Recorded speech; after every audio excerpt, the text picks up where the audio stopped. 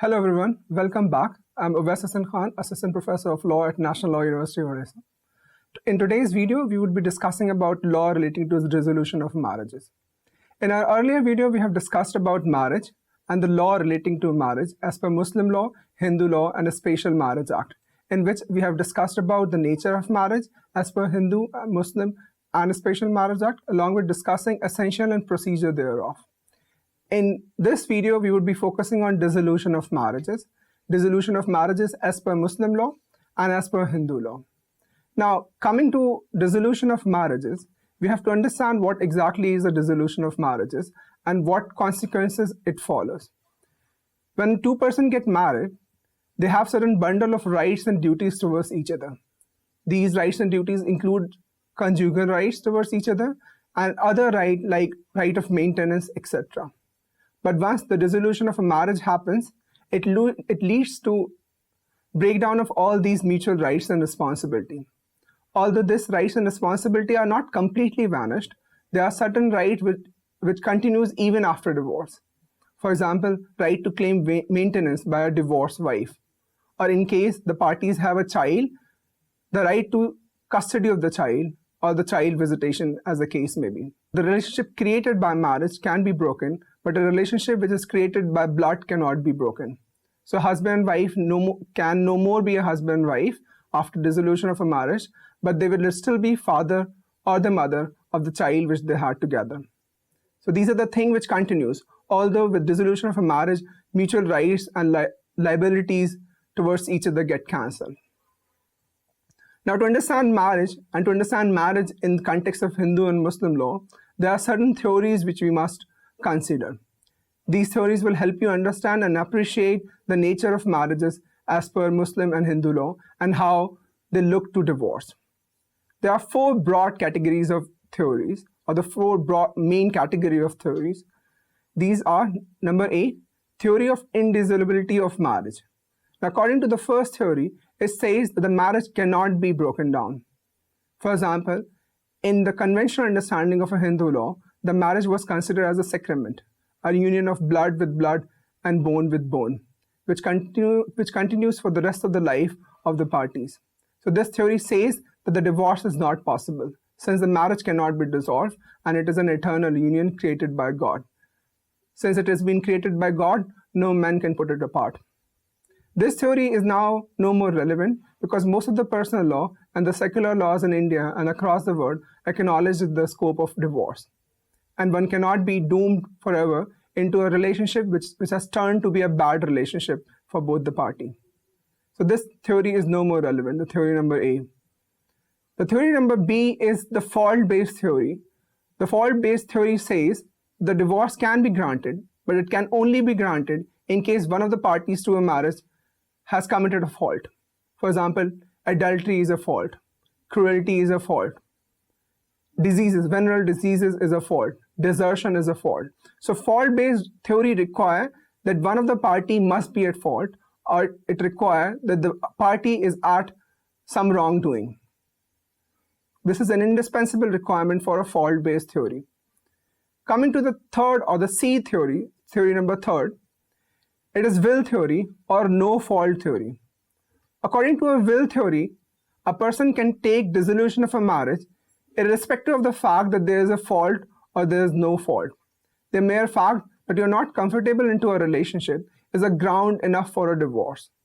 And you don't have to prove conventional grounds, like you don't have to showcase conventional ground that the party was committing a cruelty or the party committed adultery or any other fault.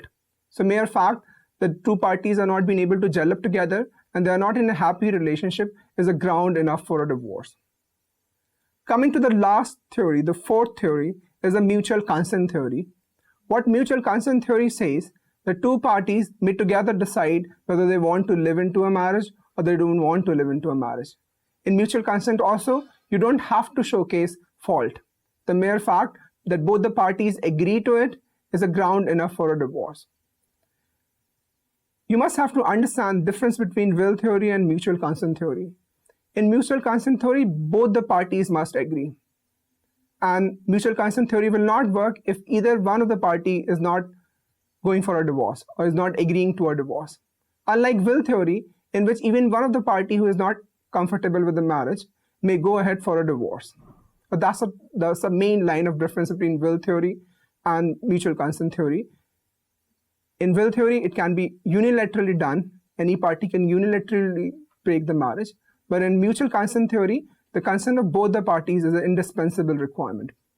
Coming to divorce under Hindu law, the divorce is provided under Section 13 of Hindu Marriage Act 1955.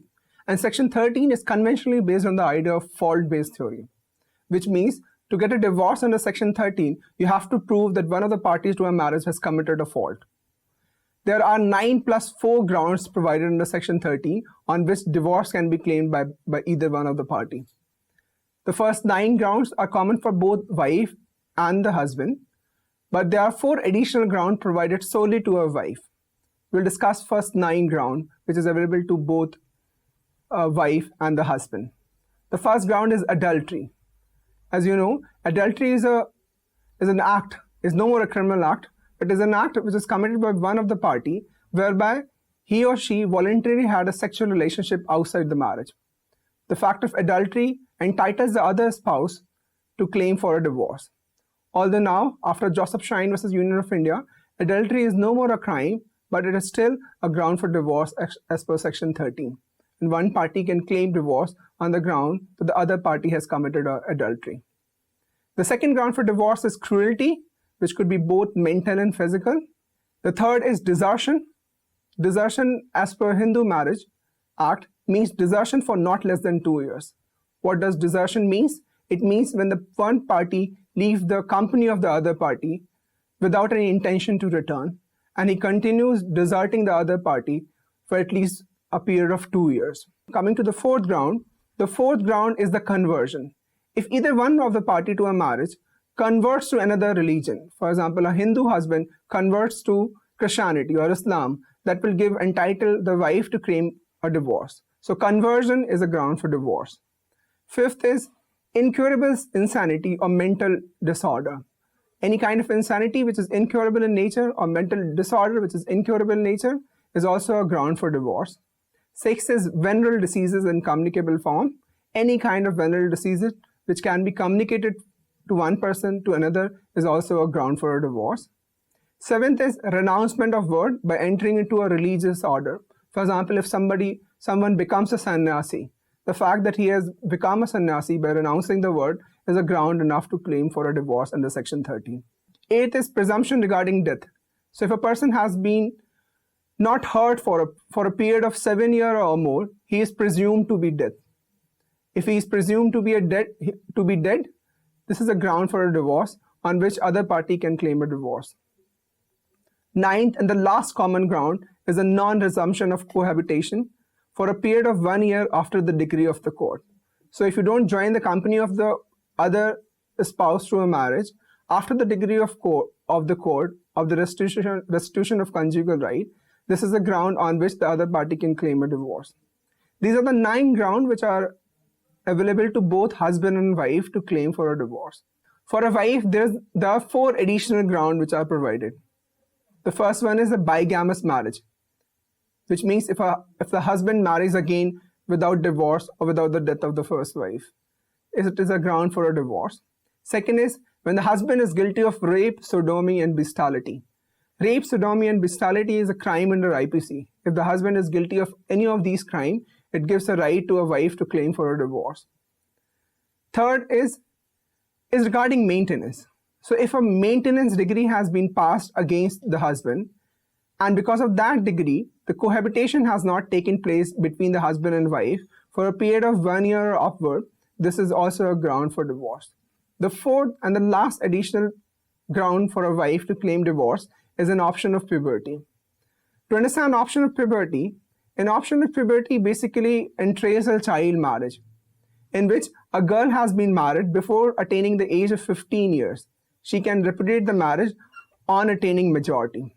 So if a child marriage has been done, and it has been done before she attained the age of 15 years, she can repudiate the marriage once she attained the majority. This is called as an option of puberty, which is available under Hindu law. In case of option of puberty, you must also appreciate that provision of Child Marriage Act does not invalidate a child marriage. It provides for penalty to parents, those who are attending marriage, but per se the marriage between the two children would not be void, although they would be voidable at the option of the either party. The same is also reflected in the option of puberty, where a girl who has been married during the childhood can repudiate the marriage on attaining maturity. So these are the 4 additional grounds as per Hindu law, which is available only to a wife. So this was divorce under section 13, which can be availed by both husband and wife, and it is based upon fault theory. There is another method of divorce given to Hindu spouses under section 13B of Hindu Marriage Act, which is also known as divorce by mutual consent. The divorce by mutual consent, as the name suggests, is based upon theory of mutual consent. It requires that both the husband and wife agrees together to break down their marriage. For divorce by mutual consent, under section 13B, there are certain procedure which has been provided. We will discuss this procedure. In the procedure, the step 1, as given in your slide, is called as the step 1 of the joint petition. The step 1 is a joint petition in which both husband and wife together should write a joint petition mentioning the following 3 grounds.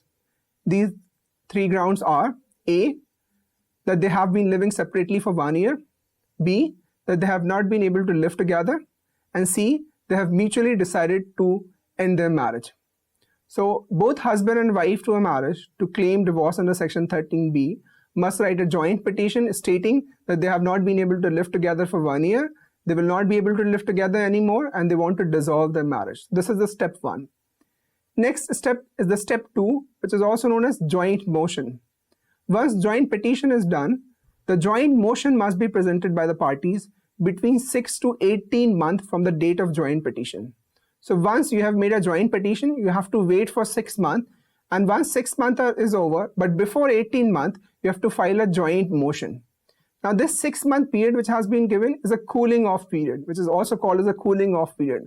Why it is being called as a cooling off period? Because in this period of time, husband and wife can think over the decision whether what they want is the right thing or not, whether divorce which they are going to claim is right for them or not. So this is the purpose of a cooling off period. Then after this cooling off period, they may decide that they want to continue with the divorce, or they may decide to live together. So it is their option to choose what they want. If they choose to go for a divorce, the step 3 is follows, which is called as a divorce. And in that step 3, if the court is satisfied with the avertment made in the petition, it may pass a degree of divorce. So these are the 3 steps: joint petition, joint motion, and then the court proceeding happens. The court tries to evaluate what is given in the joint petition and the joint motion, and on the basis of it, it decides to pass a divorce decree as per the provision of section 13B. So these are the 2 broad categories of divorces or dissolution of a marriage which a party can claim under Hindu Marriage Act.